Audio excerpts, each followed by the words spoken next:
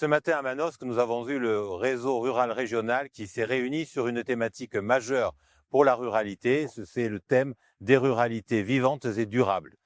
En effet, on sait que depuis le Covid notamment, les territoires ruraux retrouvent de l'activité, retrouvent du dynamisme, mais encore faut-il les accompagner pour les rendre plus attractifs, mais surtout assurer leur accompagnement dans le cadre de la transition écologique. En effet, avec le réchauffement climatique, on sait bien qu'il faut prendre des mesures d'urgence et que les territoires ruraux sont les premiers exposés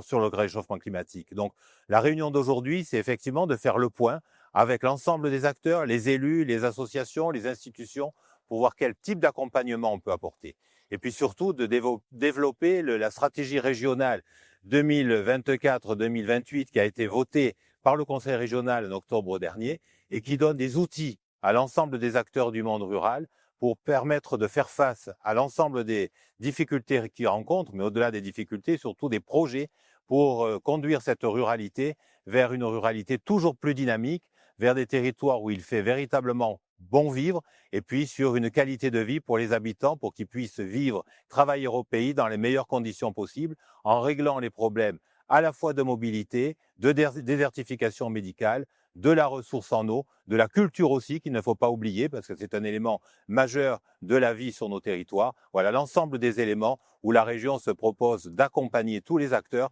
pour qu'on ait une région du bonheur parfaitement intégrée, comprise par tout le monde, où il fasse bon vivre et surtout on ait envie de vivre, de se développer, parce qu'effectivement, il faut trouver cet équilibre entre la protection et le développement local, entre le réchauffement climatique et les actions que nous devons mener au quotidien pour faire en sorte que nos territoires continuent de prospérer et restent particulièrement attractifs.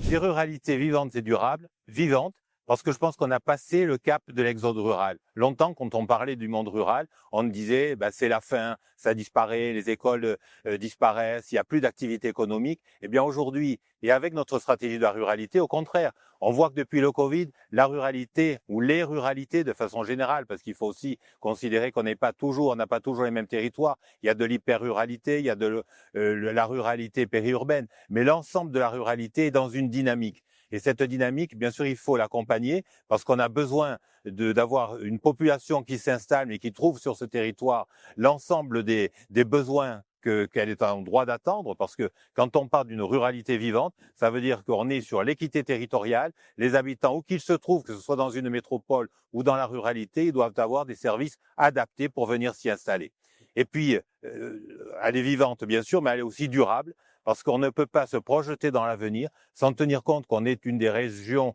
la plus touchée par le réchauffement climatique. Donc, il faut adapter nos comportements, il faut adapter les problèmes d'eau, d'irrigation, la façon de vivre. Et bien, tout ça, c'est le thème de cette réunion d'aujourd'hui, et que la ruralité de la région sud ne pourra se projeter dans l'avenir que si effectivement elle est vivante, innovante et durable, c'est-à-dire qu'elle intègre les problématiques du réchauffement climatique.